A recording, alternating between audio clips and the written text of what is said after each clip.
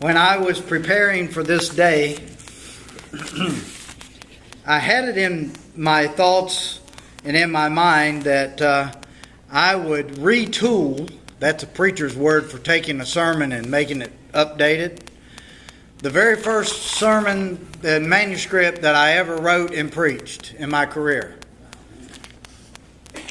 And still got it. Carol will tell you I'm a pack rat to some degree. Derek will too after he lifted those heavy boxes of books and things. I can't believe the paper's still. Can't believe it.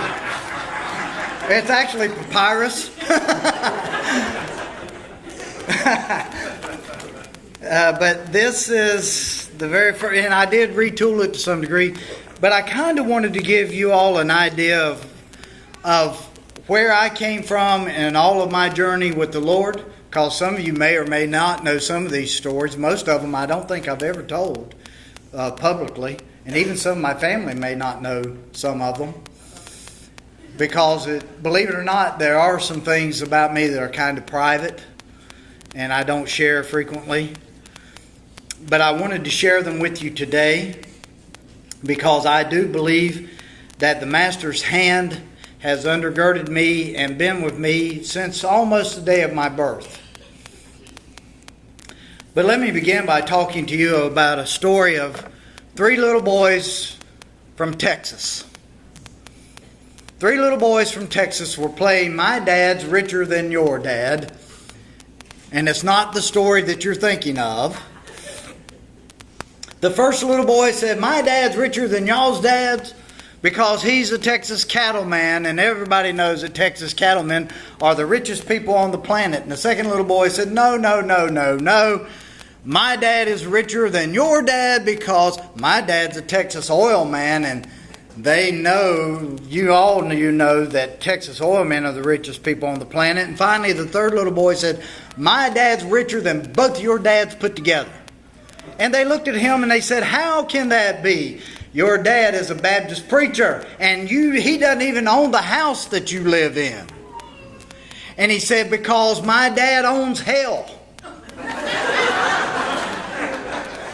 And they said to him, "He owns hell. How can that be?" He said, "I don't really know.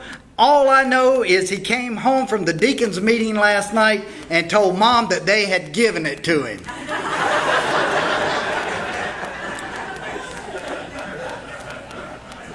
Steve, that was different than the one you thought about, wasn't it? You thought about him bringing the offering to him, right? Yeah. 44 years and 600 and some odd deacons meetings later, I won't have to worry about those anymore. And the times that I've had both rejoicing and the hell being given to me. But anyway,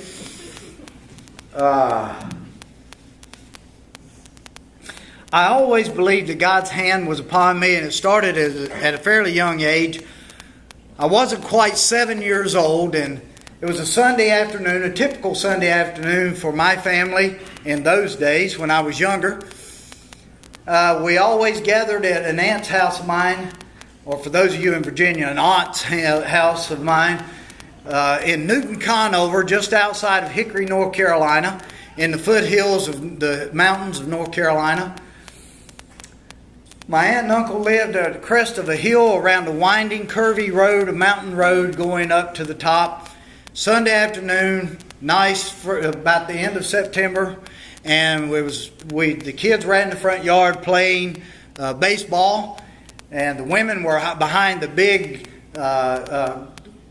pane of glass inside. They were chatting over the things they normally chatted about, and all the men were sitting on the car drinking a beer and chewing the fat about the day's events, talking about NASCAR probably. The ball was hit, and the ball went across that little old mountain curvy road, and I, being at third base, decided I was going to go get to it. I went like I was supposed to do. I looked both ways, but being on top of a hill and a curve, as I started across the road, I did not see the car that was approaching. I remember seeing the lady driving that 57 Ford Fairlane She was a smoker. And about the only thing I saw was this big old long cigarette, about this long, it seemed like to me, stuck in her fingers. And I looked up and she was just feet away from me, probably from here to Rick, away from me. And all I saw then was the grill and the headlights of this automobile.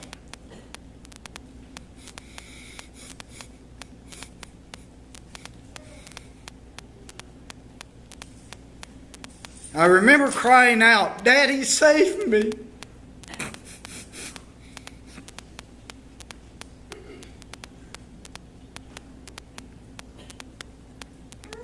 It would be a cry that I would make innumerable times, both of my earthly father and my heavenly Father. The first thing that I do remember is the lady passing out, honestly, and not letting go of the steering wheel, but falling this way to the right in the seat, not this way to the left. If she had fallen left, I'd been killed. Instead, she fell in the seat, the car swerved, and then I went up under the quarter panel of that car, dragged along. The first thing that I remember after looking up and seeing the gas tank of that car was my dad's hands.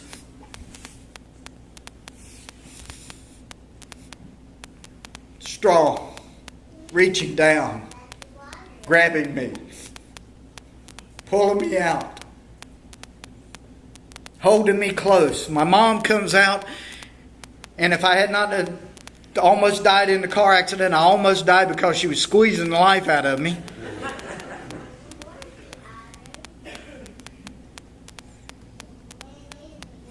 The following Sunday was the first Sunday of October 1960. And I remember it well because it was the first time that I ever remembered my dad getting his whole family out of bed on a Sunday morning and said, "We're going to church." My dad's 89 years old almost. Just recently had to put him into a long-term care facility and hospice. And up until the first of this year, 55 consecutive straight years without missing one Sunday of Sunday school, he went. Wherever, sometimes he would come see me, he was always in Sunday school. He was in surgery, he was in Sunday school. He broke a hip, he was in surgery. He had a stroke, he was in Sunday school. He had a stroke, he was in Sunday school. 55 straight years. Puts me to shame. Some of you won't even show up at church once a year. Excuse me. I had to get that one in one last time. Zingo. I'm sorry. 2 years ago, I sat with a couple of my high school buddies. And they said, "Dennis, why did you become a preacher? That of all people, we never would have suspected you of being a pastor." And I had to think back and remember that God had His hand upon me even at an early age. Isaiah 59:1 says, "The Lord's hand is not so short that it cannot save." All through the Scriptures, the Master's hand is a symbol of power and strength. It's a symbol of protection. It's a symbol of God loving us so much that He opened up His hands and said, "Here I am for you." And He opened them up so much so that nails were driven into them. As a form of protection, as a form of grace, as a form of salvation. The Master's hand and the strong arm of God throughout the Scriptures has always symbolized that great power and strength that God has for us. Why do I do it? I think God ordained that one day. People ask me all the time, "Why didn't your son go into ministry?" Because ministry is not a family business. It's a calling. One of the things that I've tried to, in any church that I've gone to, and it doesn't quite seem to sink in sometimes, Steve Allsbrook, is that going to a church is not employment. It's not a job. It's a calling. And if you're not called to do it, you're going to give up early on in that call. I've always felt God's hand upon me in the call of God.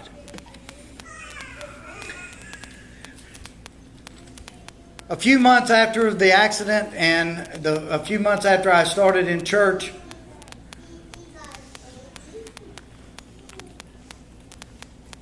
y'all forgive me, I'm looking for something. Oh, there it is.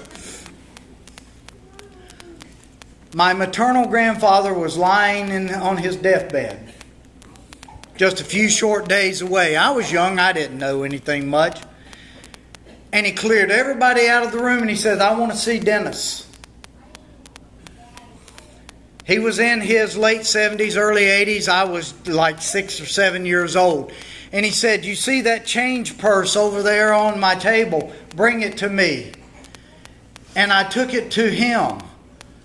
And he opened it up. And there was one solitary coin in that change purse.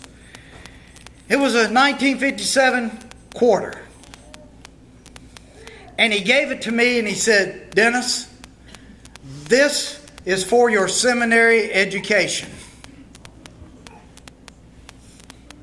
I was 6 years old. Since he was a grave digger at the United Methodist Church of Mount Ola, I thought he said, "This is for your cemetery education." And after 44 years of ministry in churches and also in hospice, I got a lot of cemetery education along the way too. I put that quarter away and I forgot about it. At 13 years of age, my church asked me to teach adult Sunday school class. 13 years old? How's that? Why is that? So I began to teach them on Sunday mornings and on Wednesdays. God always had His hand of support there for me, undergirding me in my life. And you know, the valuable lessons that I learned was throughout all those things and the tragedies and the triumphs and all the things that came my way throughout all those years, even at an early age, I took up for the little guy, the down and the out. Billy Ray and Lance, two of my classmates in elementary school, were autistic boys. That's not the words they used in those days. And I defended them from every bully that came down the pike, who wanted to make fun of them. Those who wanted to just make them into just a piece of society that they wanted to be forgotten about. And God put it in my heart to protect these boys. And you know what? It didn't really hurt me, because I was kind of a popular guy and, ended up being president of the student body in school and, played football, captain of the football team, captain of the baseball team, captain of the basketball team, although I wasn't quite that good in basketball. Had a good jump shot, that was about it. But like most white guys, I could only jump about this high. Yeah, I know, DJ, shake your head. But you understand. And then at age 19, God called me into the ministry. And I've told you all that story, and I'm not going to share it all over again. But I was trying my best to run away from God at the time, and because of a very tragic accident, I playing ball and broke a leg and just severely mangled the leg. Almost lost the leg. And it was then that I heard the voice of God just as plain as I would hear your voice right now saying, "You going to run away from me? I'll give you a reason to stop." And I stopped and I listened, because God had always been fingering around my heart. That's a good old Baptist expression from way back. Fingering around my heart with the Holy Spirit impressing upon me, this is what you need to do with your life. And those buddies of mine who couldn't understand, they never still to this day will understand what it's like to have God doing that in your life. And they won't ever understand the protection that you feel by God and being enveloped by His power. And I might drop dead right here today, and that's okay with me because I'm doing what I love to do. And guess what? Because I'm retiring doesn't mean I'm going to stop doing it. Because, Kevin, I'm going to come see you frequently to work on my car. I told you if you can't afford it, I'll let you sweep the floor. Thank you. My ministry to the lonely and the depressed was always a ministry that I took seriously. At age 20, I became the interim pastor for 6 months of the Cottle Creek African Methodist Episcopal Zion Church outside of Kannapolis, North Carolina. I was the only white face in a sea of black folks. And they welcomed me.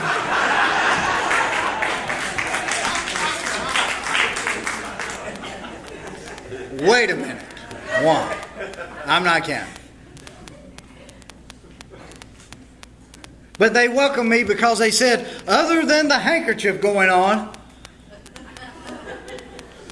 that I preached like a black guy. And I took that as a compliment. Something I've never told anybody else unless you knew me in those days. At the same time that I was doing that for almost 2 years, every Sunday night I went to the North Carolina Department of Correctional Facility in Mount Pleasant, North Carolina, outside of Concord, and I led worship for the inmates. Yes, they did let me out afterwards. And I thought I was doing such a great job because those inmates just loved it, and they wanted to hang around after the service, and they asked me questions and things. It was only a little later that I found out that the warden gave them all the time out of their cell that they wanted as long as they were in worship. And they didn't really care so much about my teaching as much as it was that they wanted to get out of their cells for a while.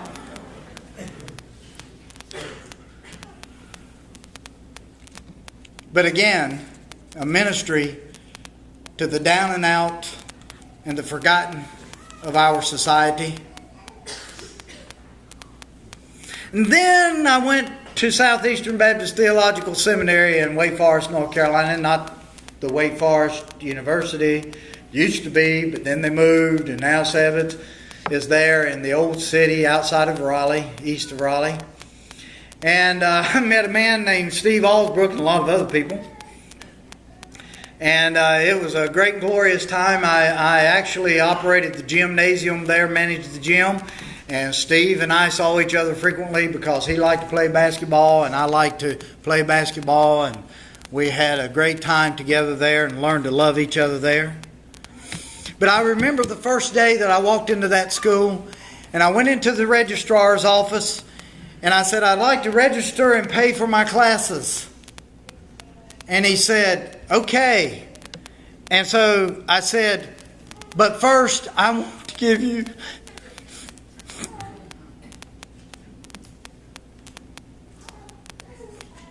the very first quarter of my seminary education. The quarter that my grandfather gave me. And I told him the story, and he said, Dennis, I can't take that quarter. I said, you're going to take that quarter. I always listened to my grandfather, and my grandpa said to give this to you, and I'm giving it to you. About 3 weeks later in chapel service, Dr. Lally, the great president of Southeastern at the time, called me forward in the chapel service.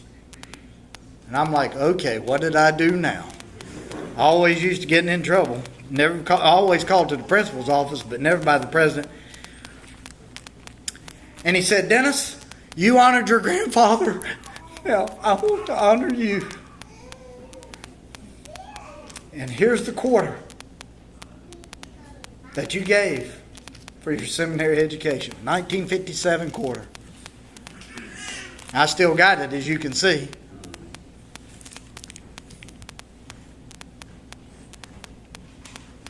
I went to a small church while I was in seminary, the first student part-time pastorate that I served, which was full of firsts for me. My first communion, I told you about that communion service. I told some of you about the first baptism service. I baptized a lady in the river, and the river was flowing. It was the Hall River, and it was overflowing, and it was just running rampant that day, and I've learned not to baptize downriver. Because after I put her down, and I also learned to tell everybody, keep your feet down when I baptize you, and she popped her feet up in the air, and off we went. I tripped over a rock, fell face first into the river. She went on down. We found her an eighth of a mile away, holding on to a bridge abutment for dear life. Those of you from Danville might remember the time I baptized. I forgot who it was in Danville, and the door was locked from the other side. And instead of waiting till the baptism was over, because they came down this way, they go up that way. This kid, I hear the congregation laughing because they had plate glass about this big above the top of the baptismal pool. And I wondered why in the world the congregation was laughing. I felt something behind me as I was getting ready to baptize this other lady. And I looked around, and it was this young guy under the water going, trying to get to the other side. I could tell you some stories after 44 years. Did y'all remember that? You don't remember that. I do, man, because I like, wow, what's going on here? Anyway, this place was full of firsts. Again, to the church of Down and Out. Had this lady come to me, approach me one Sunday, and said, I'd like to invite you to lunch. And I looked at her and I said, okay. She said, I've never had a pastor come home to lunch with me. I said, what? Well, you know, folks around here, because I live on the banks of the Hall River, they call me a river rat. And me and my two boys, we try to be faithful to the church. But I never had a pastor who wanted to come eat with me. And I don't know why. I figured I wasn't good enough for them. I said, let's go. She said, not this week, let me prepare. Next week. The next week, I go down an embankment to the house there, and there sits this sofa on the front porch, of course in North Carolina, on the front porch, but the springs were coming out and the cotton was coming out of it. And she said, have a seat. And I said, where? But I sat on that sofa, and then she called us to the meal, to the luncheon. And I remember going down and sitting down there at the plate. She gave me the place of honor at her table. And she said, would you say the prayer of grace for us, please, at this meal? And I said, sure. True story. I bowed my head to start saying a prayer, and all of a sudden the almonds in the salad started moving. They were cockroaches. I bowed my head, started praying, and swept them to the side, and I ate that salad. Because I would not let her feel that she was useless and worthless, and that she didn't matter. I didn't care. I'd have eaten the cockroaches if I'd had to.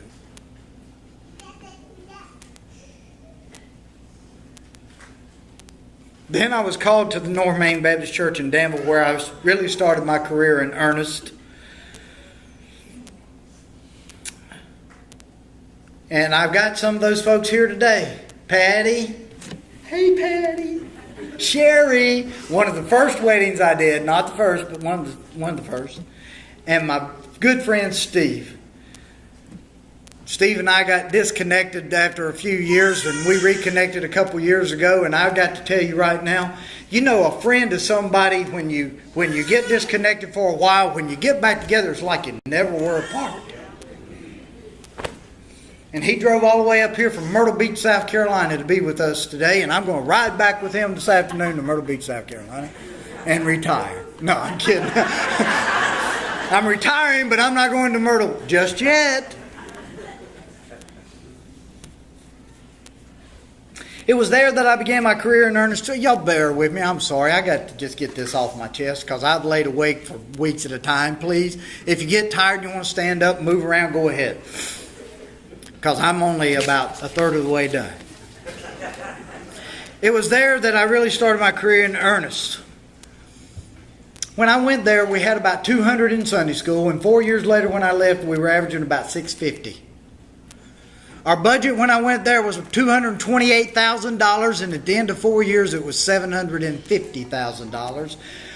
I helped baptize 690 people during that time, and our church rolls swelled from about 450 to about 1,500 in 4 years.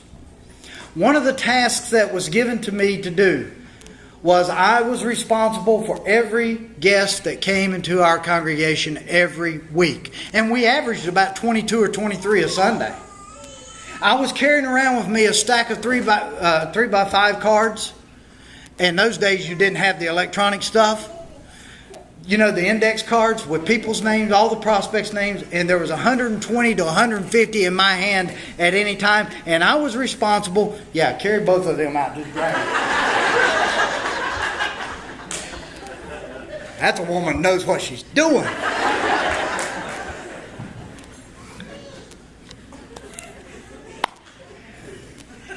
But I had a stack of 3x5 cards that averaged about 120 to 150 at a pop. And I was constantly having to contact them and visit them at home. And I did that. I started work at 5 a.m. and I'd work to 1 or 2 in the morning. I'd go home, grab a couple hours sleep, and start all over again. And in 4 years, I only took 4 full weeks of vacation. 4 weeks of vacation in 4 years there. It was also there that my son was born. 7 weeks premature. Look at him today. 5 pounds, 12 ounces then, and I'm not going to say what you are now. Big man. Big man. It just goes to show you, God knows what He's doing. I prayed hard because we were scared that he was not going to make it. And I still remember bringing him home from the hospital and going by North Main Baptist Church and taking this young kid and putting him on the altar and said, God, you gave me a gift. I'm giving it back to you.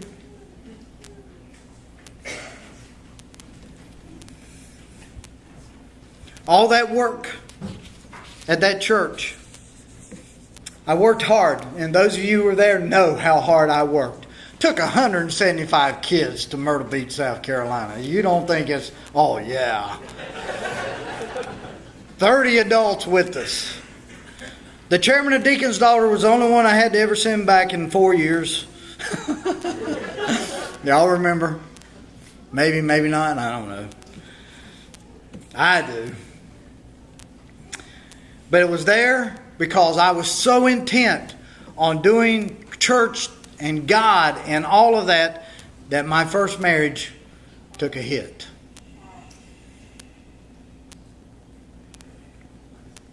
But it didn't end there, although it probably should have. I went to Northeast Baptist Church in McLeansville, North Carolina. Got some McLeansville folks here, family, and or Greensboro people. And I continued to serve the small church and invest everything into that church. The first Sunday I was there were 35 people in worship. 4 years later, we had close to 200 in worship. And our budget went from $39,000 a year to $160,000 a year. Little church, and I was working myself silly again. And I said that I wasn't going to do that. Baptisms were abundant, but my marriage was bankrupt. It was there, and at that time, that I received my Doctor of Ministry degree. And I remember it well because as soon as I stepped out, my mom, Bob Dale, was standing there along with my mom and dad. I loved Bob. Bob loved us, and he loved my mom and dad. And we're standing there, and my mom looked at me and she said, "From now on, you're Dr. Stamey." And I said, "No, Mama. The only time I disagree with my mom. You named me Dennis when I was born, and it was long before I was Mr., as long before I was Reverend, as long before I was Doctor. I'm always going to be Dennis to the people I love and serve. And only on formal occasions will I use the doctor." But I still heard her and listened to her. It was during this time in McLeansville that I was separated and divorced. At the conclusion of my time there, my marriage fell apart and I moved into an apartment complex in Kernersville, North Carolina. And within a few months of the separation, my ex-wife informed me to come and get my son to live with me. I want to tell you something. What may seem like a small, insignificant decision can have ramifications beyond what you ever thought. She couldn't take care of him anymore. She didn't want to take care of him anymore. She said, "Come and get him." And I did so immediately. And he came to live with me, and I told him, and I asked him if it was okay if I told this story. He said, "Yeah, sure, Dad, because you always talked about me in all your sermons. So go ahead and do it again."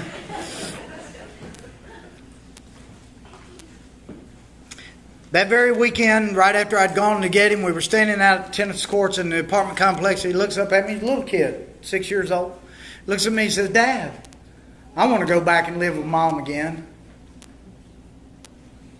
I could have said yes, if that's what you want. But I said no. I want you to give us a shot. Give us some time. And he's been with me ever since that day. And because of that little, seemingly inconsequential decision, that young man came to Richmond with us. He became a fine, fabulous, outstanding young man of whom I am deeply proud. He has a wonderful wife and 3 beautiful grandchildren. Mine. My grandchildren. Had I given in to what he wanted, he may be in jail today. I don't know. But he came to live with me. Did I say I was extremely proud of him? One of the finest husbands, Joe attests to this. You're his father-in-law. One of the finest, outstanding Christian husbands, fathers I've ever had the privilege of meeting in my life. Sitting right here. I'm proud to call him my son. And I hope that I had a little bit to do with that.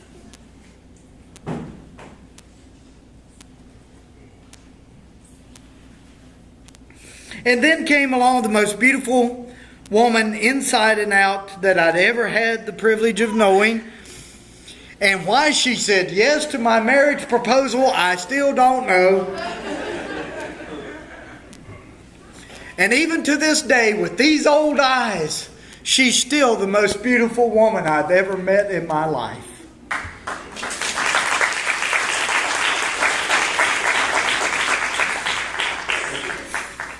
And she brought along with her family, James, more than a brother-in-law, a brother to me. Sue, more than a sister-in-law to me, a sister.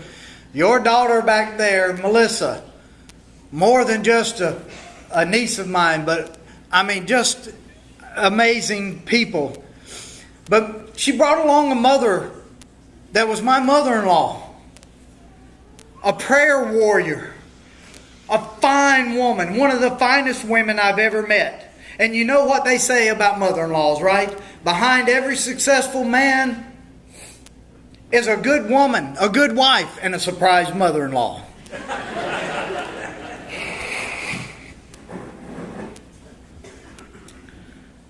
Through thick and thin, hard times, and some of the darkest days anybody could ever imagine or go through, Carol was there cheering me on.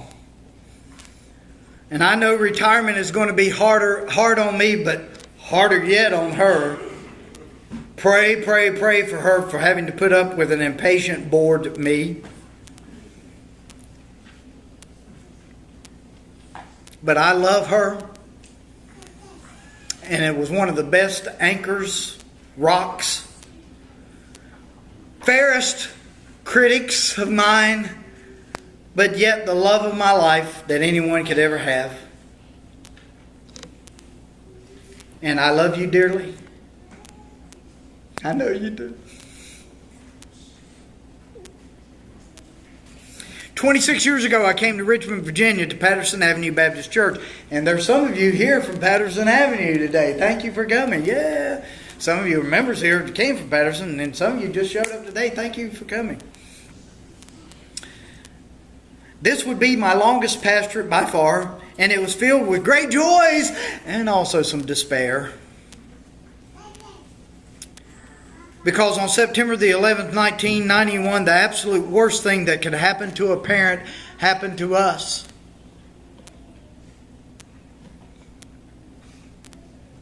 Carol's daughter, my stepdaughter, but I love like my daughter, and I called her my daughter, and she is still my daughter. She died in a terrible car crash. No one can even begin to understand the despair of losing a child unless you've lost one yourself. And that changed us that day. It changed me that day. I quit being such a driven guy who was driven by church, God, church. God was okay, but church, and making churches grow. I finally understood that there were more important things in life than work. If you guys and ladies do not get anything else out of this, there are more important things than your job. Your main job is to be a good husband, a good wife, a good parent. And to love the Lord. That is your first duties. And then somewhere down the line is your career. But God's hand was there to support us, because even in the middle of that, God gave us a beautiful granddaughter who's here today, my Chrissy. She always says, I'll always be the first and I'll always be the best. Well, you got some in the running for the best part, but always be the first, because I love all my grandchildren. Patterson Avenue Baptist Church began to thrive and grow, but after 15 years it flattened and stagnated. I had all kinds of opportunities to leave there and go all over the place, but for some reason I felt that I needed to stay and finish my ministry there, and it wasn't done yet. And I'm so glad that I did, because had I moved away from Richmond again, I wouldn't have that great, wonderful daughter-in-law and those grandchildren that I got. What seemingly seems like a small decision can affect your future. I want you to hear that, Biltmore Church.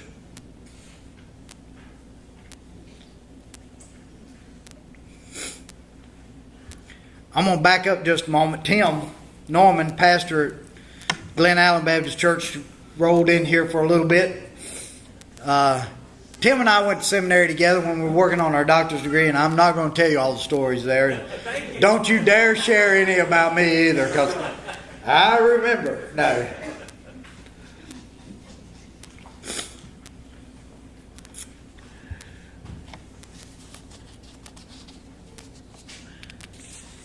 And I left Patterson Avenue, and I wandered in the wilderness for a while. No, I'm kidding. I went to hospice. During that time at Patterson Avenue, today marks the 12th anniversary of the death of my mom. I have her Bible with me, with the funeral service that I preached for her. Yeah, I told you I was a pack rat, right? 12 years ago today, my mom died. And I remember coming back to Richmond because there was a couple things she wanted. She wanted me to wear my robe, and she wanted me to use her Bible. And I had to come back to get both of those things just before she died. And I remember going and talking to Art Graham, my minister of homebound, and saying, and he had not been well, but just gotten out of the hospital, but he was on his way to recovery, and he said, and I said to him, Art, you got to fill in for me on Sunday, please. And he said, sure. And I remember going back to my house, and my mom was in such bad shape from the diabetes and the heart disease. I kneeled behind my car in my driveway, and I asked God's mercy upon my mother. Less than 5 minutes later, I got a call from my sister. While I was praying, my mom had died.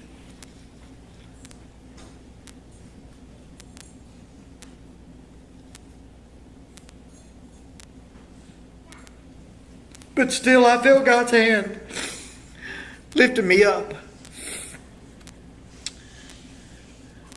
The morning of my mom's funeral,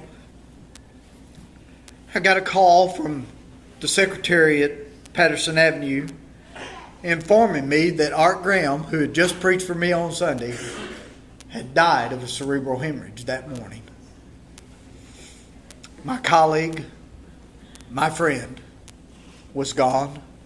And I remember telling my dad after Mom's funeral what had happened, and my dad looked at me and said, son, we'll be okay. You need to go back to Richmond and take care of your church family now. And I listened to my dad. And I got in my car. And with a heavy heart, I came back to Richmond to be with the family, my church family.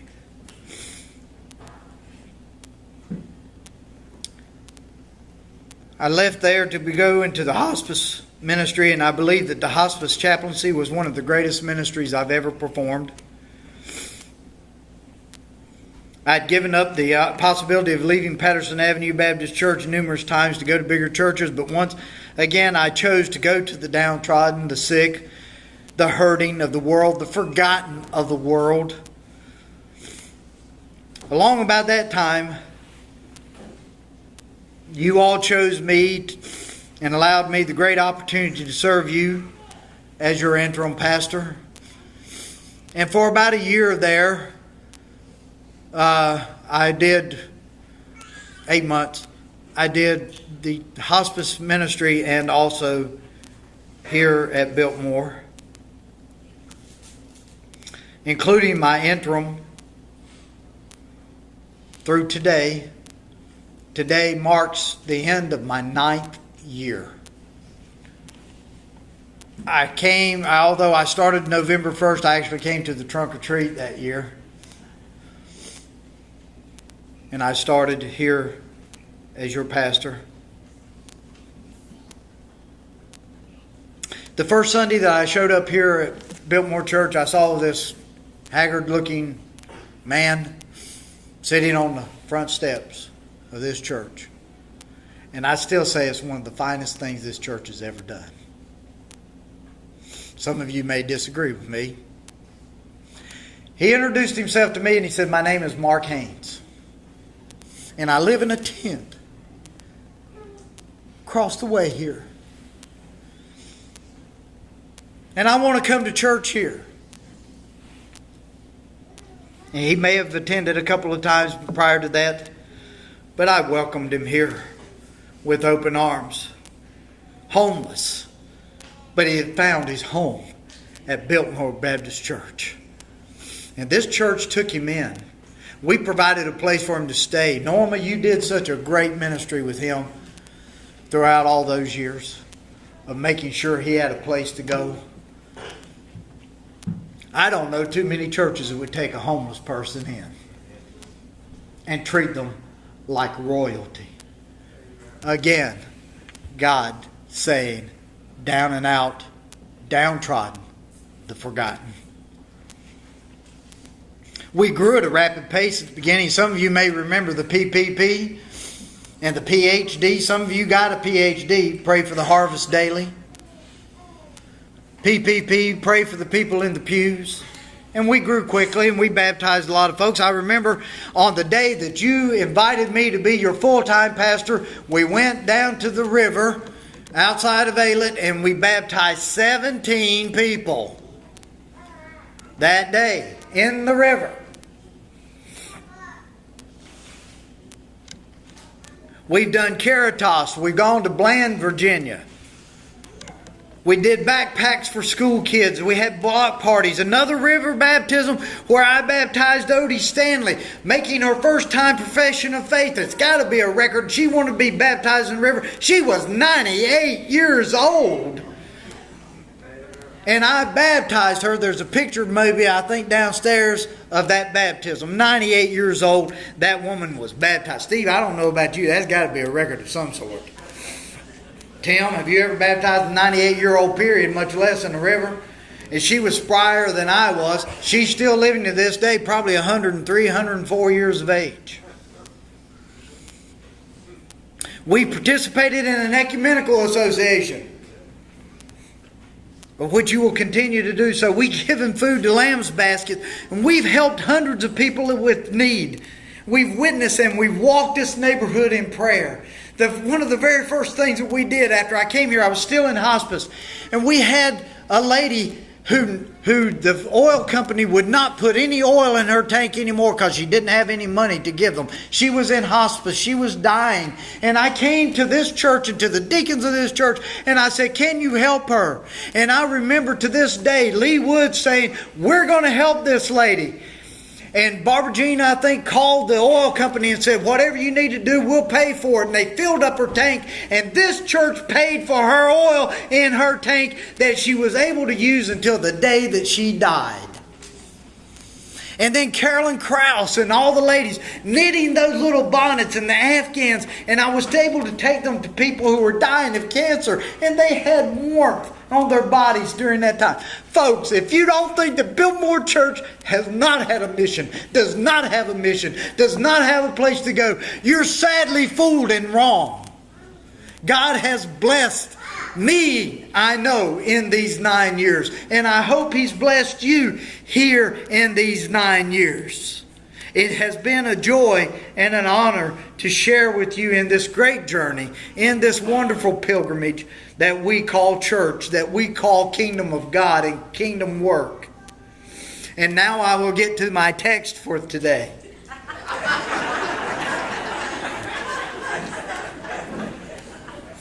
Psalm 37, 23, 24 says, the steps of a good man are ordered by the Lord, and He delights in his way. Though he shall fall, he shall not be utterly cast down, for the Lord upholds him with His hand. 44 years, going back to age 6 even, I've always felt the hand of the Lord upholding me. That strong, mighty right hand.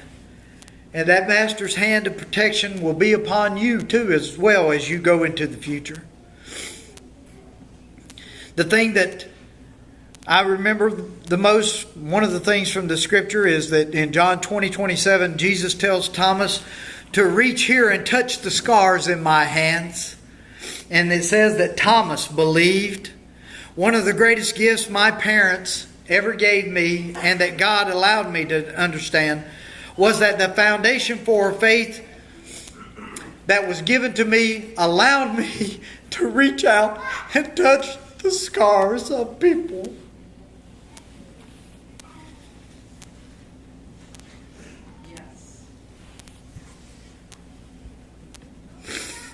I always said that one day when I passed the bonds of this surly planet, in my obituary is written that it won't say they built X number of church buildings, they built X number of parking lots and paved X number of parking lots. My prayer and my wish has always been, when I leave this planet, I hope that people that I have helped touch along the way will be able to look and say, He touched my scars. And when He was with me and touching my scars, I felt Jesus there. I love you. Sorry I went so long. I had a lot to say. I needed to say. I love you. I pray for you. Pray for me. Pray for Carol. And I want God to bless Biltmore Baptist Church. And I hope that you will pray and ask God to bless me and my family as well. The first sermon that I preached for you, when I arrived here, I concluded with the words of a poem that still rings true today. Two men looked out of prison bars. One saw mud, the other saw stars. May you and I always reach for the stars, because in so doing we dream the dream of God, and we break out of our prisons that will only keep us in the mud if we choose to stay and wallow in the mud. God bless you as you continue your journey. Pray for us, and may you reach for the stars of God's dream. I'm planning on trying my best to reach for the stars of God in my life. And I hope and I pray that this church does so as well. I think my battery died. Not me, but my battery.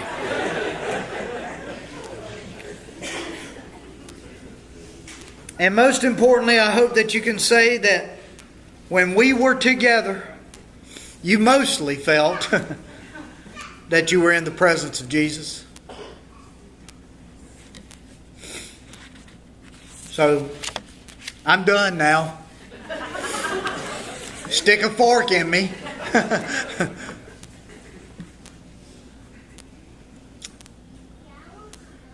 And Carol was like, well, you didn't have to do this, you know. Yeah, I did. And, you know, I'm just kind of at loss for words, and that's a new one for you, I know, and for me.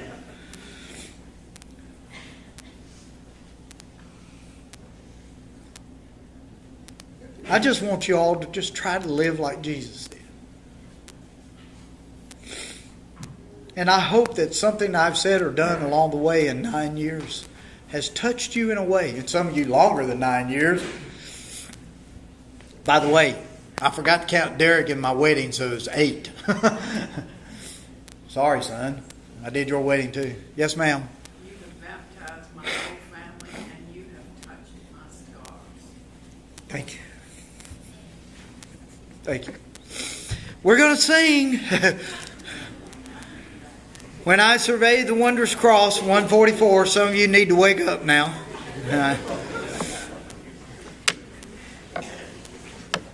Thank you for bearing with this bumbling, stumbling old man. I love you, brother. I love you, brother. I really do. Love you all.